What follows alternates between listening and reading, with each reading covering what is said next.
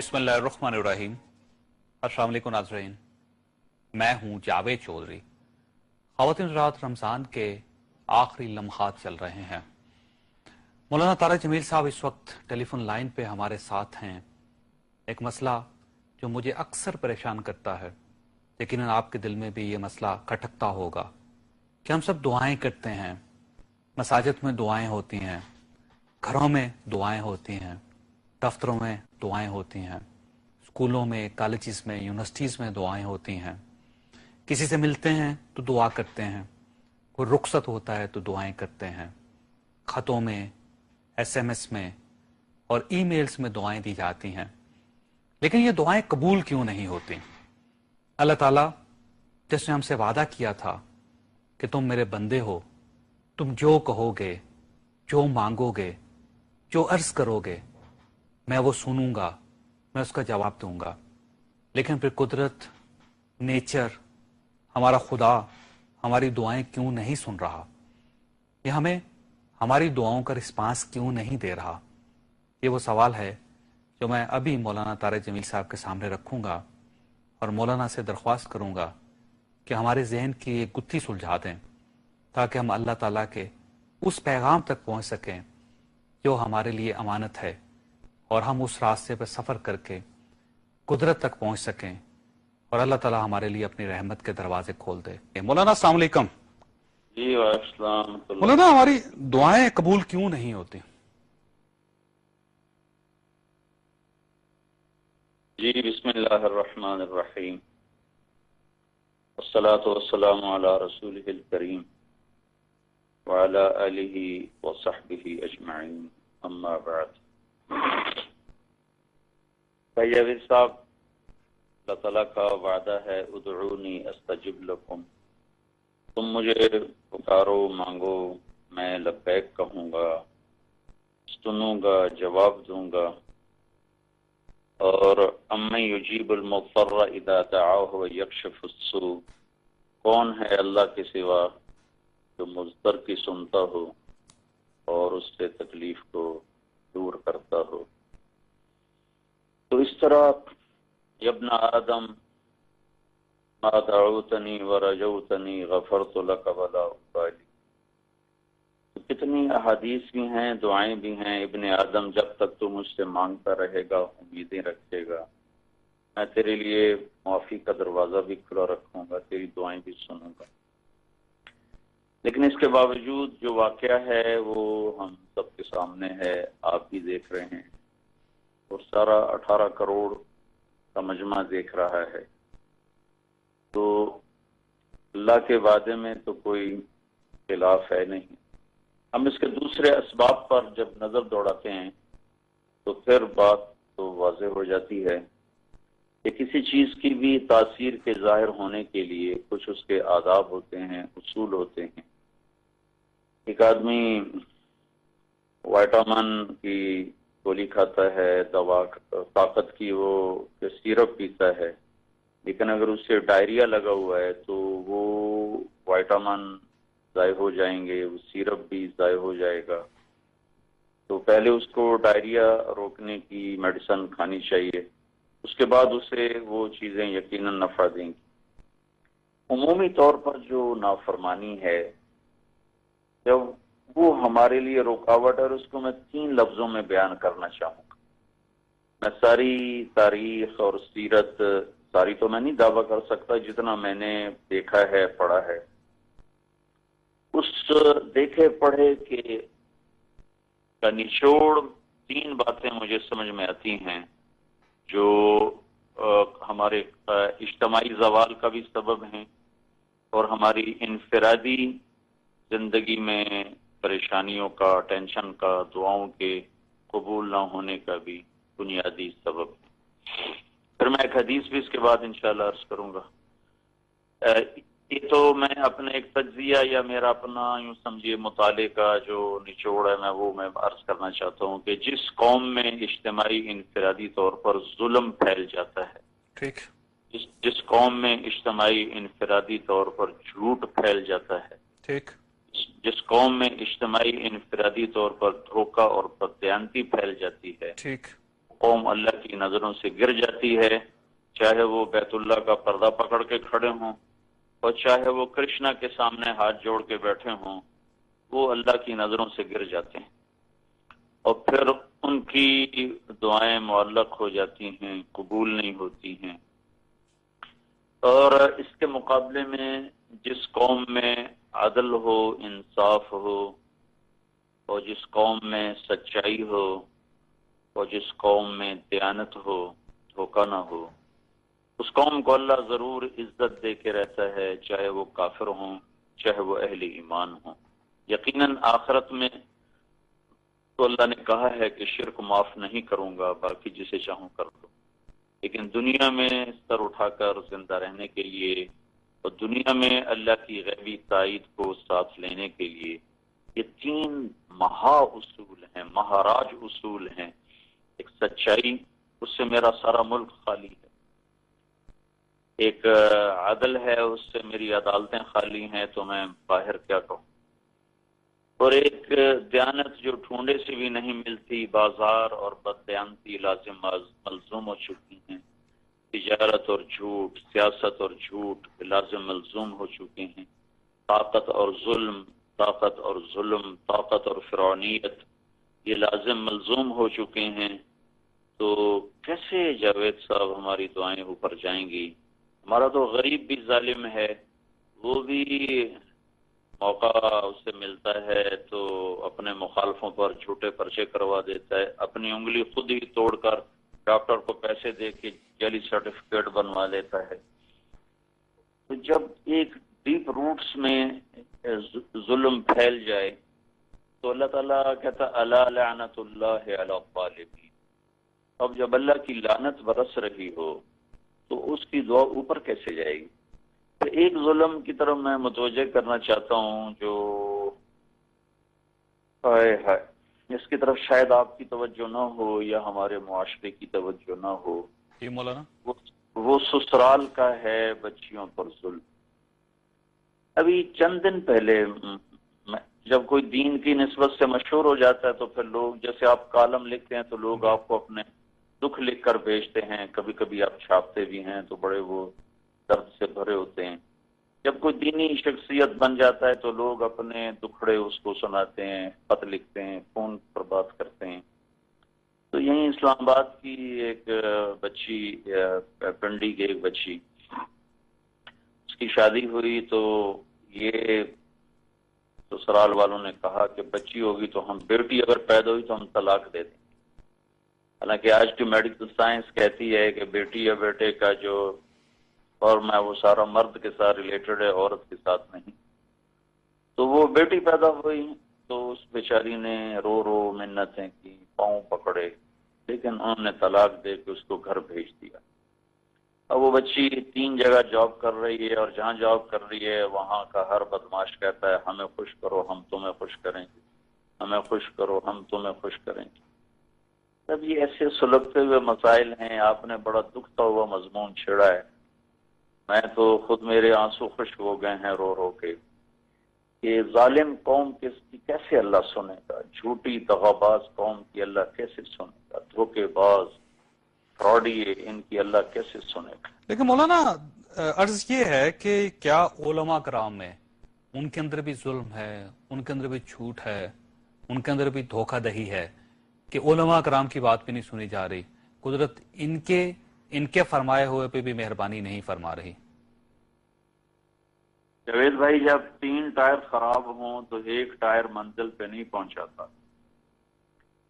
تو علماء اس معاشرے کا اقلیتی حصہ ہیں، اور حضرت عائشہ رضی اللہ تعالیٰ عنہا نے اللہ کے نبی سے پوچھا انہلک وفینا الصالحون، یا رسول اللہ کیا نیک لوگوں کے ہوتے ہوئے بھی ہم ہلاک ہو سکتے ہیں؟ آپ نے فرمایا نعم اذا کثر الخبث، ہاں جب گناہ غالب آ جائیں گے تو پھر ہلاکت نیک لوگوں کو بھی لے ڈوبے گی۔ تو وہ ایک بہت قلیل مقدار میں ہیں، تو معاشرہ ایک طوفان ہے نافرمانی کا، اس کی وجہ سے وہ بھی اس کی لپیٹ میں آئے ہوئے ہیں۔ یہ آفتیں بہت ہیں مولانا، آپ دیکھیے سیلاب کس طرح آ رہے ہیں، ہر سال سیلاب آتا ہے، ہزاروں لوگوں کو وہ ڈسپلیس کر جاتا ہے۔ جانیں چلی جاتی ہیں، املاک کو نقصان ہوتا ہے، سڑکیں تباہ و برباد ہو جاتی ہے، پورا پورا شہر ڈوب جاتا ہے۔ اسی طرح آپ گرمیوں کا موسم دیکھیے، بارشیں نہیں ہوتی اس ملک میں، بے روزگاری جس انتہا کو پہنچ چکی ہے، بیماریاں جس طرح پھوٹ رہی ہیں اس ملک میں، قتل و غارت کری جتنی ہو رہی ہے وہ بھی آپ کے سامنے، دہشت گردی جس طرح ہو رہی ہے، مساجد کے اندر، قبرستانوں کے اندر بم پھٹ رہے ہیں اور نمازی نماز پڑھتے ہوئے شہید ہو رہے ہیں۔ تو یہ کیا اللہ کی ناراضی کو ظاہر کرتے ہیں کہ قدرت ہم سے ناراض ہو چکی ہے؟ میں آپ کو ترمذی کی ایک روایت پیش کرتا ہوں۔ پہلے آپ نے اس کو اپنے کالم میں بھی ذکر کیا ہوا ہے، میں نے آپ سے گھر بیٹھے تھے ہم تو آپ سے گفتگو ہوئی تھی، پھر آپ نے یہ نوٹس مجھ سے لیے تھے اور اپنے کالم میں بھی اس کو ذکر کیا تھا۔ میں اس کو دوبارہ آپ کے سامنے دہراتا ہوں۔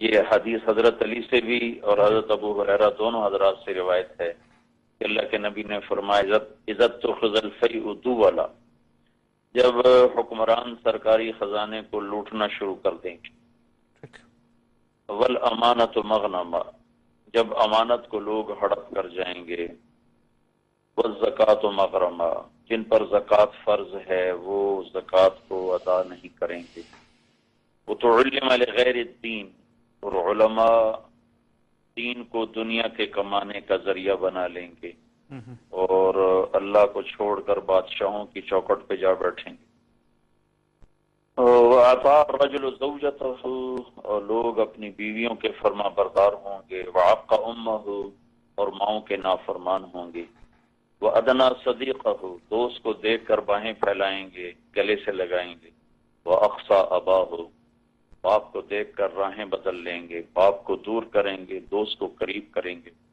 وَسَادَ الْقَبِيلَةَ فَاسِقُهُمْ، قبیلے کی علاقے کی چودراہٹ شرابی جواری لوگوں کے ہاتھ میں ہوگی، وَكَانَ رئیس القوم ارذلہم، قوم کا رئیس نااہل اور نکما ہوگا، وارتفعت الاصوات فی المساجد، مسجدیں فرقہ واریت کا مرکز بن جائیں گی، لڑائی جھگڑے فساد کا مرکز بن جائیں گی، وَأُكْرِمَ الرَّجُلُ مَخَافَةَ شَرِّهِ، ایک دوسرے کو سلام کریں گے لیکن اندر میں بغض بھرا ہوا ہوگا، ایک دوسرے کے شر سے بچنے کے لیے مسکرا کے ملیں گے، اندر میں نفرت ہوگی، اوپر سے سر ہوگا، ہیلو ہائے ہوگا،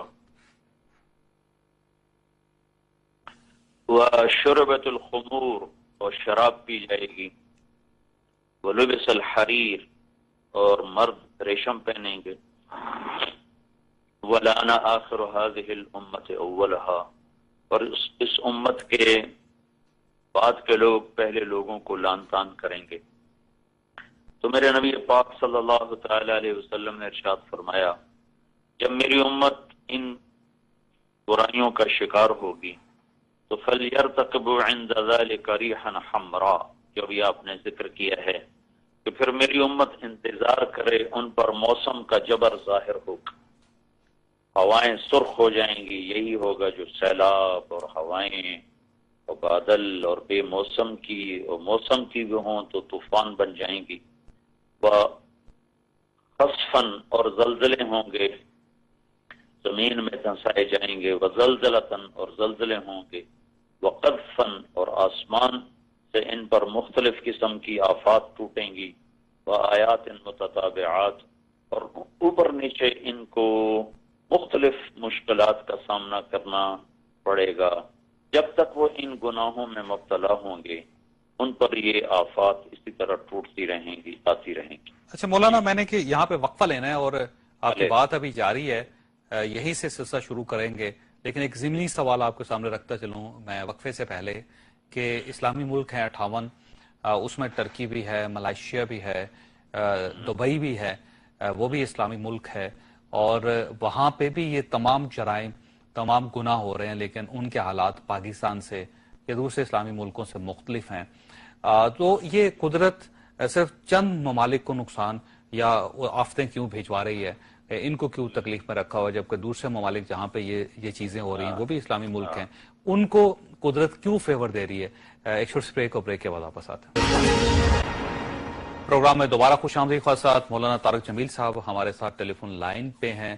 مولانا نے ایک حدیث ابھی وقفے سے پہلے پڑھی تھی اور میں نے ان کے سامنے ایک سوال رکھا تھا کہ 58 اسلامی ملک ہیں لیکن اس میں ٹرکی بھی ہے, ملائیشیا بھی ہے, دبئی بھی ہے. ان کے حالات ہم سے مختلف کیوں ہیں؟ کیونکہ وہاں پہ بھی اسی قسم کے گناہ اور جرائم ہو رہے ہیں. جی مولانا فرمائیے گا. جی, ایک تو حدیث میں آتا ہے, آپ نے فرمایا کہ اللہ میری امت کو ایک دم نہیں پکڑے گا. اللہ تعالیٰ سے آپ نے دعا کی تھی کہ اللہ میری امت پر تیری طرف سے کوئی ایسا عذاب نہ آئے جو سب کو اپنی گرفت میں لے اور ان کو ختم کر دے. تو اللہ تعالیٰ نے اس دعا کو قبول فرمایا. تو آپ نے فرمایا کہ اللہ تعالیٰ میری امت پر ان کے گناہوں کی وجہ سے سب پر بیک وقت اپنا عذاب نہیں بھیجے گا. کسی جگہ اللہ تعالیٰ اپنی پکڑ ظاہر فرمائے گا تاکہ دوسرے عبرت حاصل کریں. اگر یہی کچھ ہم پہلے امتوں میں سے ہوتے تو سب پر یہ عمومی پکڑ آ چکی ہوتی اور شاید کوئی ایک فرد بھی اس سے نہ بچتا. اللہ تعالیٰ کے محبوب صلی اللہ تعالی علیہ وسلم کی دعا کی وجہ سے ایک سبب تو یہ ہے کہ اللہ تعالیٰ اس امت کو یک وقت نہیں پکڑے گا. کسی کو پکڑے گا, دوسرے کو عبرت کی دعوت دے گا کہ عبرت حاصل کرو اور توبہ کرو. اور یہ تو ایک اس کا سبب ہے. دوسرا جو سبب ہے, ان سارے ملکوں میں گیا ہوں, جس درجے کا ظلم و ستم ہمارے ہاں ہے جاوید بھائی, وہ ان ملکوں میں نہیں ہے. سب جگہ ہے لیکن یہاں کچھ اور ہی قسم کا ہے. ابھی کل پرسوں صرف ایم پی اے شپ پر 25 آدمی مار دیے زہریلا کھانا کھلا کے. یہ تو کسی دیش میں ایسا نہیں ہوتا ہے. اس طرح ظلم و ستم کی کہانیاں بہت کم ہیں. بچوں کو ذبح کر کے بند بوری میں پھینک دینا. تو اس لیے تیسری بات یہ ہے کہ ابھی اللہ کی حکمت ہے, اس میں ہم کیا کوئی بات کر سکتے ہیں کہ اس کو پکڑا اس کو چھوڑا. لیکن یہ ایک دو چیزیں ہم اس سے استدلال کر سکتے ہیں کہ اللہ کے نبی نے خود فرمایا کہ سب کو ایک وقت میں نہیں پکڑے. اور دوسرا میرا کچھ تجزیہ ہے کہ جس درجے کی غفلت نافرمانی ہمارے ہاں ہے اس درجے کی ان ملکوں میں نہیں ہے. دبئی میں اللہ ہم سے ناراض ہے, یہ تو کھلی بات ہے, اس میں تو کوئی دوسری رائے نہیں ہے. ہم اللہ کو راضی کیسے کر سکتے ہیں؟ کس طرح اپنے حالات کو بہتر بنا سکتے ہیں مولانا؟ 2 لفظ ہیں جاوید بھائی, 2 لفظ کہ اللہ کی بارگاہ میں توبہ کر لیں, اللہ سے صلح کر لیں. اور میں قربان جاؤں اپنے اللہ پہ کہ وہ کہتا ہے ابن آدم لو بلغت ذنوبک عنان السماء ثم استغفرتنی غفرت لک ولا ابالی. میرے بندے تم اتنے گناہ کرو کہ زمین پر ان کی تہ لگاتے لگاتے ان کو تہ بتہ رکھتے رکھتے آسمان کی چھت تک پہنچا دو, تو پھر صرف ایک دفعہ کہہ دو یا اللہ معاف کر دو, میں سارے معاف کر دوں. اگر یہ میرے دیش والے کم از کم جو آپ کا پروگرام اس وقت دیکھ رہے ہیں وہی توبہ کر لیں اور یہ 3 کام چھوڑ دیں, ظلم چھوڑ دیں, جھوٹ چھوڑ دیں, بددیانتی چھوڑ دیں اور فرائض پورے کریں. نماز میں کوتاہی نہ ہو, نماز فرض, زکوٰۃ فرض ہے تو زکوٰۃ میں کوتاہی نہ ہو. روزہ تو گزر گیا, اب 2 باقی. تو ایک بہت بڑے طبقے کی توبہ اللہ کرے میری بات اور آپ کی وساطت سے ہو جائے تو بہت بڑے دروازے کھل جاتے. کیونکہ میرا اللہ کوئی ایسا تو ہے نہیں کہ کہے گا اب تو میں بدلہ لے کے ہی رہوں گا, یا وہ ذاتی طور پر کسی کے اینٹی ہو جائے. وہاں تو رحمت کی رحمت. تو راستہ تو بہت آسان ہے. آپ اپنے پروگرام سننے والوں سے میری طرف سے یہ پیغام پہنچا دیں کہ ہم اللہ سے صلح کریں, اللہ کے محبوب سے صلح کر لیں, ان کی پاکیزہ زندگی کو اپنی زندگی بنا لیں. اور 100% نہیں بن سکتے تو کم از کم 33% ہو جائے, پاس مارکس لے لیں تو بھی مسئلہ حل ہو جائے. اچھا مولانا یہ بتائیے کہ ہمارے حکمران جیسے مسجد نبوی میں تشریف لے جاتے ہیں, وہاں پہ وہ اعتکاف بھی کرتے ہیں, دعائیں بھی کرتے ہیں, وہاں روزہ رسول کے اندر چلے جاتے ہیں, اسی طرح خانہ کعبہ میں چلے جاتے ہیں اور خانہ کعبہ کے اندر داخل ہو جاتے ہیں. جنرل پرویز مشرف 3 بار ان کو یہ سعادت حاصل ہوئی کہ وہ خانہ کعبہ کی چھت پہ گئے اور انہوں نے وہاں کھڑے ہو کر اللہ اکبر کا نعرہ لگایا جہاں پہ حضرت بلال حبشی رضی اللہ عنہ نے لگایا تھا. تو جب یہ لوگ اتنے قریب پہنچ جاتے ہیں کہ قدرت اللہ تعالیٰ ان کے لیے اپنے دروازے بھی کھول دیتا ہے, نبی صلی اللہ علیہ وسلم بھی اپنے دروازے کھول دیتے ہیں, تو پھر ان کی سنتے کیوں نہیں اللہ تعالیٰ اور نبی صلی اللہ علیہ وسلم, اور اگر ان کی سن لیتے ہیں تو پھر ان کے دل کیوں نہیں پلٹتے, یہ اس ملک کے اوپر رحم کیوں نہیں کرتے, لوگوں کی مدد کیوں نہیں کرتے, حالات کو ٹھیک کیوں نہیں کرتے؟ بیت اللہ میں جانا تو کوئی جاوید بھائی اس بات کی دلیل نہیں ہے کبھی ان کی دعائیں قبول ہوں گی. بیت اللہ میں تو حجاج بھی گیا تھا, بیت اللہ میں تو ظالم صفاق ترین حکمران بھی تھے. اب صلاح الدین ایوبی کو بیت اللہ دیکھنا ہی نصیب نہیں ہوا تھا. صلاح الدین ایوبی نے زندگی میں نہ حج کیا نہ عمرہ کیا, ٹھیک, اور نہ اس پر زکوٰۃ فرض ہوئی ساری زندگی, لیکن اس نے خلافت راشدہ کی یاد تازہ کر دی. عمر بن عبدالعزیز حکمران بننے کے بعد نہ حج پہ گئے نہ عمرے پہ گئے, لیکن انہوں نے خلافت راشدہ کی یاد تازہ کر دی. واہ, بہت اچھا. اور ان حالات میں تو حکمرانوں کو اپنے عوام کے ساتھ ہی رہنا چاہیے اور ان کے دکھ درد میں شریک ہونا چاہیے. سرکاری خرچے پر تو جانا ہی ٹھیک نہیں, اپنے خرچے پر جائیں, اپنے خرچے پر اوروں کو لے جائیں, کوئی بات نہیں. لیکن ہمارے عام طور پر حکمران تو سرکاری خزانے سے جاتے ہیں اور ایک فوج لے کر جاتے ہیں, اور وہاں بیت اللہ کے اندر داخل ہو جانا تو کوئی قبولیت کی نشانی نہیں ہے. حکمران ہے اور حکمرانی پروٹوکول میں ان کو اندر لے جاتے ہیں. مولانا یہاں پہ ایک چھوٹا سوال پیدا ہوتا ہے کہ کیا ہماری اصلاح کی کوئی گنجائش ہے؟ آپ ابھی تک پر امید ہیں اس قوم سے؟ آپ یہ محسوس کرتے ہیں, کسی نہ کسی جگہ یہ سمجھتے ہیں کہ یہ قوم ٹھیک ہو جائے گی؟ مولانا میں نے وقفہ لینا ہے, وقفے کے بعد یہ سوال آپ کے سامنے دوبارہ رکھوں گا, اور میں چاہوں گا کہ ہمارے سننے والے, ہمارے دیکھنے والوں تک یہ جواب پہنچے آپ کا, تاکہ لوگ اپنی اصلاح کر سکیں. شورٹس بریک کو, بریک کے بعد واپس آ رہے ہیں. پروگرام میں دوبارہ خوش آمدید. خاصات مولانا طارق جمیل صاحب ہمارے ساتھ ٹیلی فون لائن پہ ہیں. وقفے سے پہلے میں نے ان کے سامنے یہ سوال رکھا تھا کہ ہماری اصلاح کی کوئی گنجائش ہے؟ آپ ابھی تک پر امید ہیں کہ ہم لوگ اپنی اصلاح کر لیں گے, اپنے اللہ تعالیٰ کو راضی کر لیں گے؟ مولانا آپ کو امید ہے؟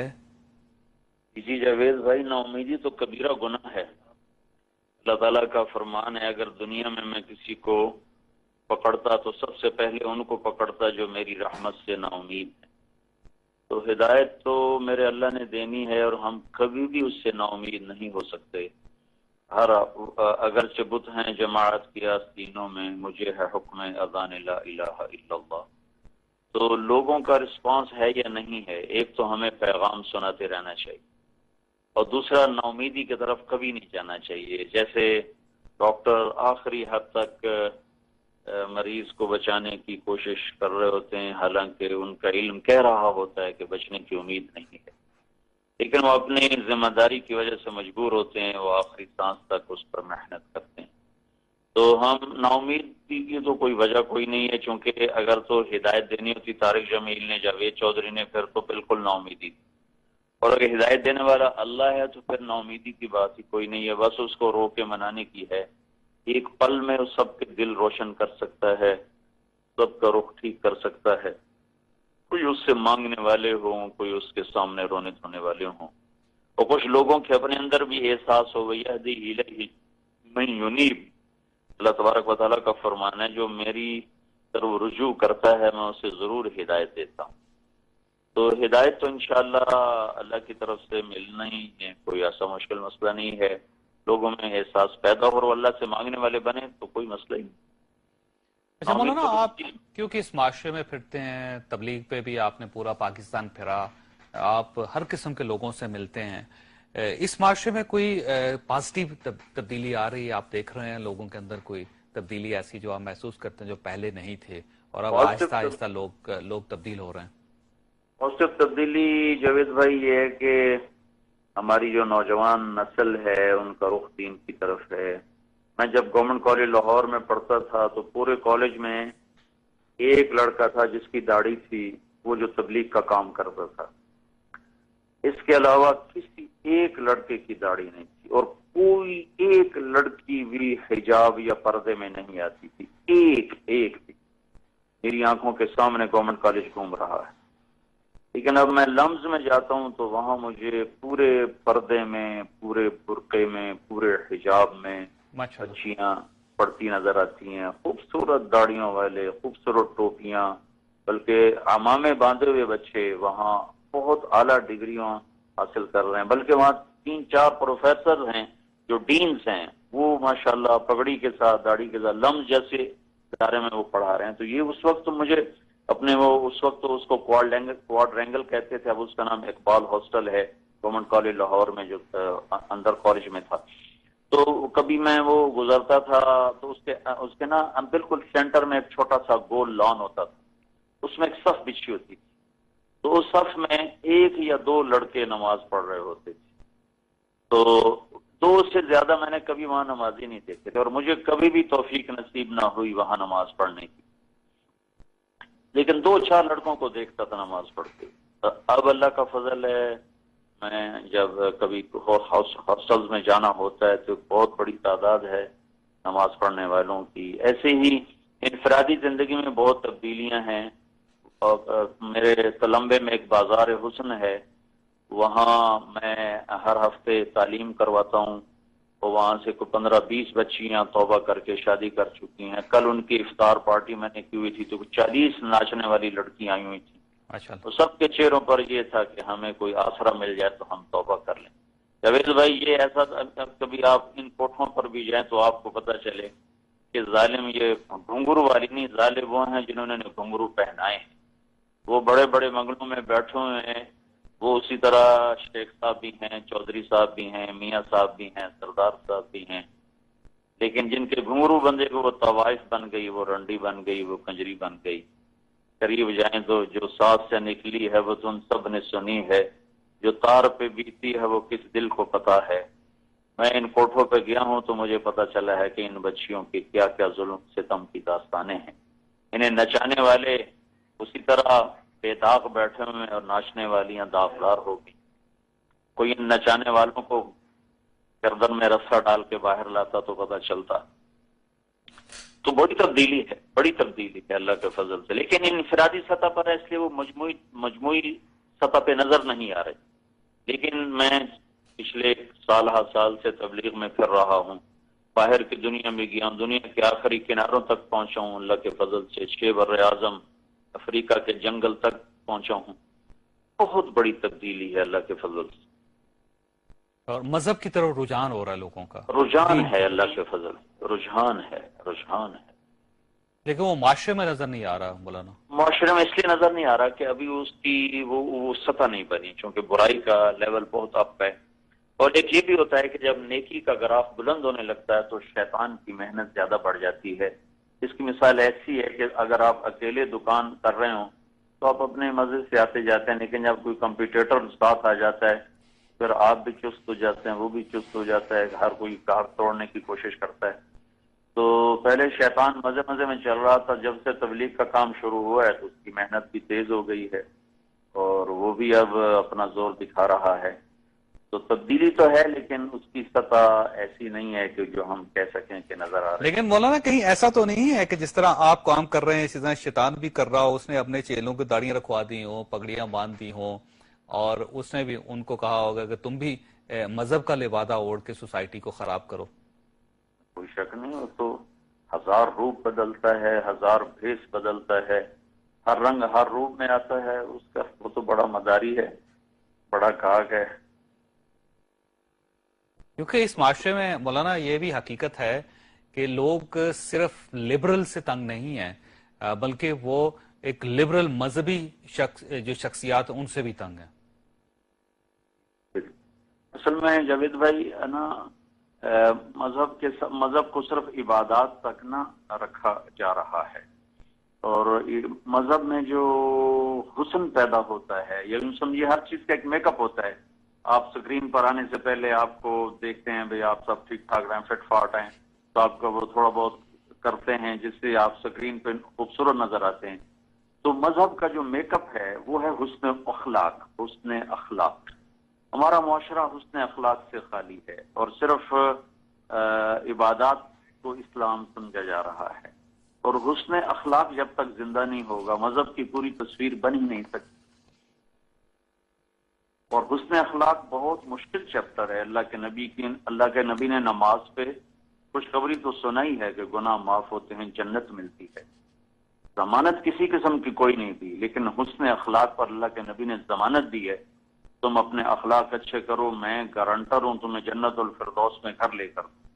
مولانا میں نے وقفہ لینا ہے یہاں پہ، لیکن اب ہمارے کیونکہ آخری حصہ ہوگا پروگرام کا، میری مولانا آپ سے درخواست ہے کہ اگلے حصے میں آپ توبہ کروائیں، اور میرے سمیت سننے والے جتنے لوگ اس وقت آپ کو سن رہے ہیں یا دیکھ رہے ہیں وہ اس توبہ میں شریک ہو جائیں، شاید ہماری توبہ قبول ہو جائے اور اللہ تعالی ہم پہ، ہمارے خاندان پہ، اس پورے ملک پہ رحم کرے. خاصا ایک چھوٹی سی بریک، اور بریک کے بعد دوبارہ حاضر ہوں گے اور مولانا طارق جمیل صاحب سے درخواست کریں گے کہ وہ توبہ فرمائیں اور ہم سب اس توبہ میں شریک ہو جائیں. پروگرام میں دوبارہ خوش آمدید. خواتین رات مولانا طارق جمیل صاحب ہمارے ساتھ ٹیلی فون لائن پہ ہیں. مولانا کے خیالات آپ نے اس پورے پروگرام میں سنے، یہ آخری حصہ ہے پروگرام کا. میں مولانا سے درخواست کرنا چاہتا ہوں کہ مولانا توبہ کروائیں اور ہم سب اس توبہ میں شریک ہو جائیں. شاید اللہ تعالی ہماری توبہ قبول کر لے اور اس کے بدلے میں ہم پہ، ہمارے خاندان پہ، ہمارے عزیزوں پہ، رشتہ داروں پہ اور اس پورے ملک پہ رحم فرمائے. جی مولانا فرمائیے گا. جی مجھے آپ کے اس کہنے پر ایک حدیث یاد آئی، میں وہ حدیث سنانا چاہوں گا، پھر توبہ کی بات بھی ہو جائے گی. اللہ تعالیٰ حدیث قدسی ہے کہ اللہ تعالیٰ فرماتے ہیں ما من یوم الا والبحر یستأذن ربہ فی ان یغرق ابن آدم. کوئی دن ایسا نہیں جاتا جس میں سمندر اللہ سے یہ پوچھتا نہ ہو کہ اللہ مجھے اجازت دے میں ان نافرمانوں کو غرق کر دوں. والارض تستاذن فی ان تبتلعہ، اور زمین اللہ سے اجازت مانگتی ہے کہ میرے مالک تو اجازت دے میں ان کو نگل جاؤں.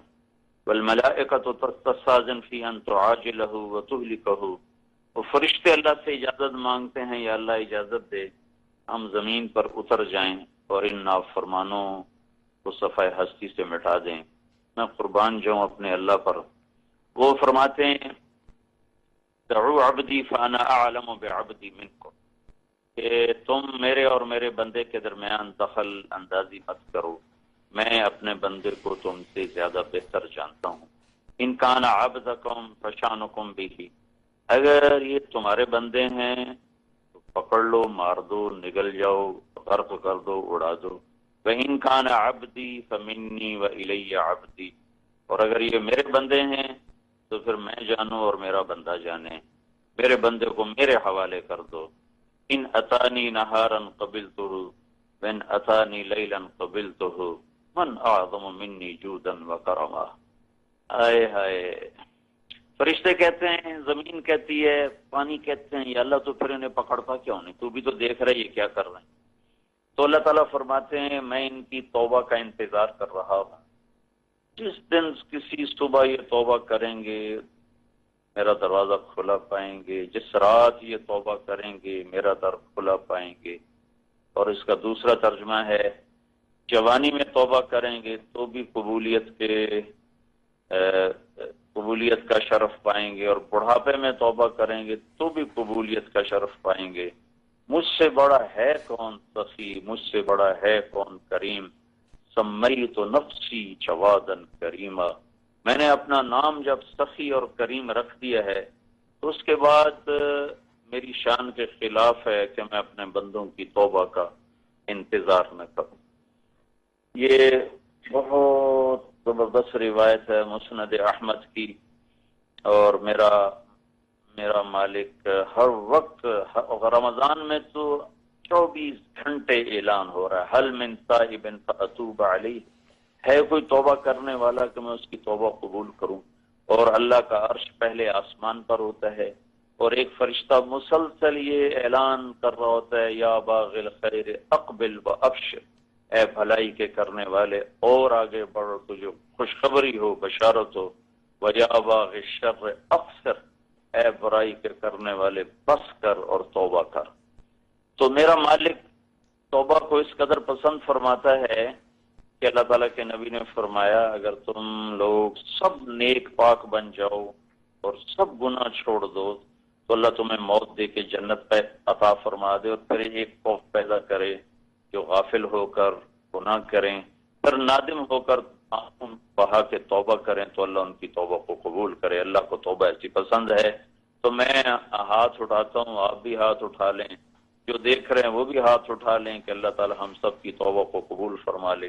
اللہم لک الحمد کما انت اہلہ، وصلی علی محمد کما انت اہلہ، وفل بنا ما انت اہلہ انک اہل التقوی و اہل المغفرہ۔ اے کریم مولا، یہ مبارک رات ہے، رمضان کی رات ہے، تو تیری رحمت کا در کھلا ہوا ہے۔ ہم تیرے گناہگار بندے، تیرے حقیر اور فقیر بندے۔ یہ وہی رات ہے جس میں تو نے ہمیں یہ دیش دیا تھا، یہ ملک دیا تھا کہ تیرا نام زندہ ہوگا، تیرا دین زندہ ہوگا۔ اے میرے مالک، آج ہم تجھ سے شرمندہ ہیں، تیرے محبوب سے شرمندہ ہیں، اور ان 6 لاکھ انسانوں سے شرمندہ جن کی لاشیں دریائے راوی میں بہہ گئیں، ستلج بیاس میں بہہ گئیں، اور جو سکھوں کی گرپانوں کا شکار ہو گئے، اور معصوم بچے یا اللہ جو درختوں پر لٹکا دیے گئے، اور وہ عزت دار بچیاں جو کنووں میں چھلانگ لگا کے جان کی بازی ہار گئی۔ ہم ان سے بھی شرمندہ ہیں، تو تیری ذات سے بھی شرمندہ، تیرے محبوب سے بھی شرمندہ ہیں۔ اے میرے مالک، ہم اس مبارک رات میں توبہ کر، ہماری توبہ قبول فرما۔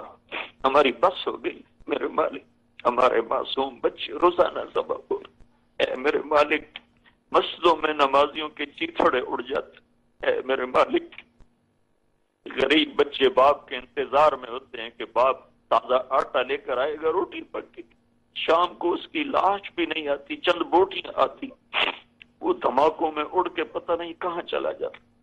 اے میرے مولا، اے میرے مالک، ہم تھک گئے، ہمارے حکمران عاجز آ گئے، ہم عاجز آ گئے، ہمارے اوپر رحم فرما دے، کرم فرما دے۔ ہم تجھے تیری رحمت کا واسطہ دیتے، ہمیں معاف کر دے، معاف کر دے۔ ہم تیری بارگاہ میں توبہ کر، توبہ کر، پورے 18 کروڑ کی طرف سے توبہ کرتے، تو ہماری توبہ قبول فرما، اور اس ملک پر کرم کر دے، کرم کر دے، اپنے حبیب کے آنسوں کے طفیل کرم کر دے۔ وصلی اللہ تعالی علی النبی الکریم، آمین برحمتک یا ارحم الراحمین۔ مولانا آپ کا بہت بہت شکریہ۔ خواصات مجھے اجازت دیجیے۔ اللہ تعالیٰ آپ اور آپ کے اہل خانہ کو ہر قسم کی مصیبت سے محفوظ رکھے۔ اللہ حافظ۔